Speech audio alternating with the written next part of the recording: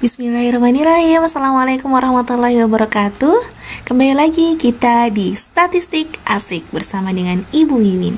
Oke, di video kali ini saya akan membahas tentang uji prasyarat analisis, yaitu mengenai uji normalitas gitu ya.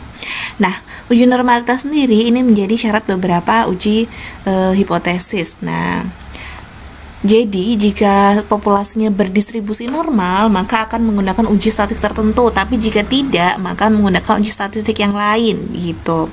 Nah, untuk menguji normalitas sendiri ada 3 cara, yaitu uji Lilliefors dan uji Kolmogorov-Smirnov untuk data diskrit atau yang tidak berbentuk interval, data tunggal ya. Atau bisa juga menggunakan uji Chi kuadrat jika data tersebut bentuknya adalah interval atau berkelompok begitu. Nah, saya ada 2 contoh di sini. Contoh pertama yaitu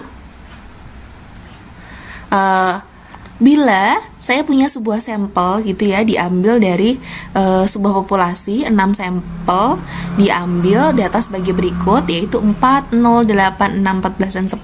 Apakah sampel tersebut berasal dari populasi yang normal? Jika kita ambil alfanya adalah 5%. Perhatikan, kita hanya punya satu variabel, yaitu ini tadi, ukuran 6 ini tadi ya, yang 6 nilai. Jadi nilai sebagai variabel. Kita hanya punya satu variabel. Nah, jika hanya satu variabel, maka caranya yang pertama tentu kita buka SPSS dulu, kita tulis di sini nilai, namanya adalah nilai variabelnya.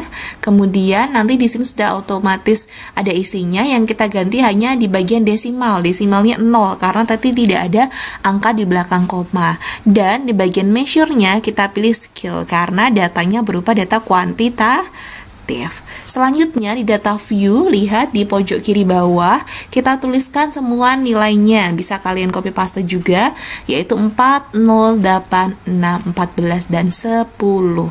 Oke.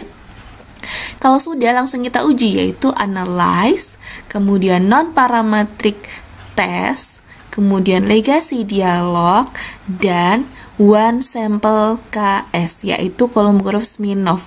Karena data yang kita punya adalah data tunggal atau bukan data interval, sehingga kita bisa menggunakan uji Kolmogorov-Smirnov gitu ya. Kita klik langsung, kemudian nah, nilai di sini nanti ada di sebelah kiri ya.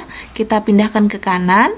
Udah di sini pastikan di sini normal terchecklist, kemudian oke. Nah, perhatikan, kita di outputnya akan ketemu tabel one sample Kolmogorov-Smirnov test. Cukup perhatikan bagian ini ya, signifikansi dari 2 ekor di sini 0,200 begitu. Nah, di sini ini akan menjadi bagaimana cara membacanya, yaitu pertama kita tentukan dulu hipotesisnya. H0 itu berarti sampel berdistribusi normal, sedangkan H1 sampel berasal dari populasi yang berdistribusi tidak normal gitu ya. Jadi yang H0-nya itu normal, yang H1-nya itu tidak normal. Lalu ketentuannya atau kriterianya, jika signifikansinya tadi lebih besar sama dengan alfa atau 0,05 tadi ya alfanya, maka H0 diterima.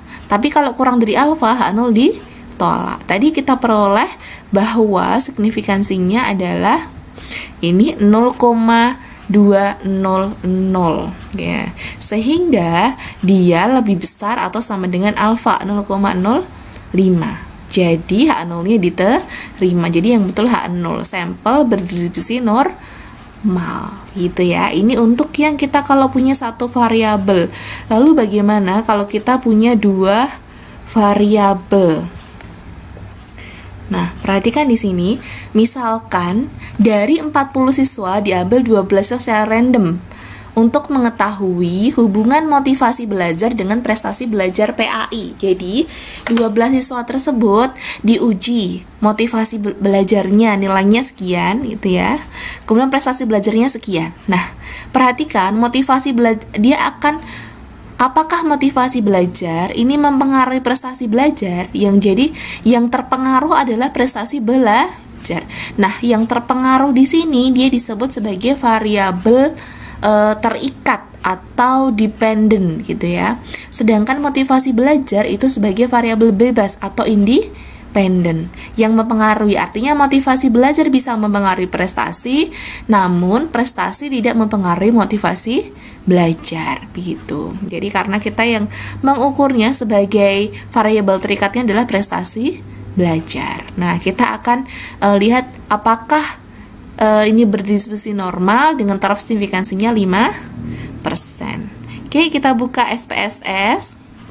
Kemudian perhatikan di variabel view, di sini ada dua variabel, yaitu motivasi dan prestasi belajar. Hati-hati penggunaan ini ya, penulisan prestasi belajar dia tidak mengenal spasi. Jadi kita pakai ini ya, garis bawah prestasi belajar. Kemudian desimalnya di sini 0 semua karena tidak ada angka di belakang desimal. Kemudian measure-nya sama-sama skill karena sama-sama berupa data kuantitatif. Oke. Kalau sudah kita buka data view. Nah, kita bisa copy paste tadi motivasi dan juga prestasi belajarnya. Datanya kita copy paste di sini ya. Kita tulis di sini. Setelah itu, perhatikan analisis ujinya. Nah, ini ya sedikit berbeda. Bedanya hanya kita membuat satu lagi ini. Nah, perhatikan di sini kita buat satu variabel baru. Ini ya, berdasarkan variabel yang sudah ada, yaitu dengan klik analyze, regression, lalu pilih linear ya. Ini analyze, ini regression, lalu pilih linear. Kita akan buat variabel baru. Perhatikan tadi motivasi itu variabel bebas ya, atau independen. Kita masukkan ke sini, independen yang tidak terpengaruh. Sedangkan prestasi adalah variabel terikat atau dependen. Kita pindahkan ke sini. Oke, sudah. Terus kita klik save ya. Kita klik save, kemudian ini kita checklist yang di residuals itu adalah unstandardized ini ya, yang kita centang di sini. Kalau sudah kita klik continue dan oke.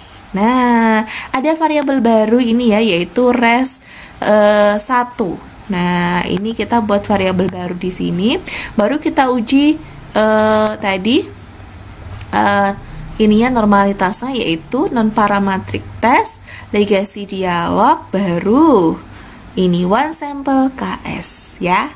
Jadi pertama kita harus bikin variabel baru, baru kita uji Kolmogorov Smirnov testnya.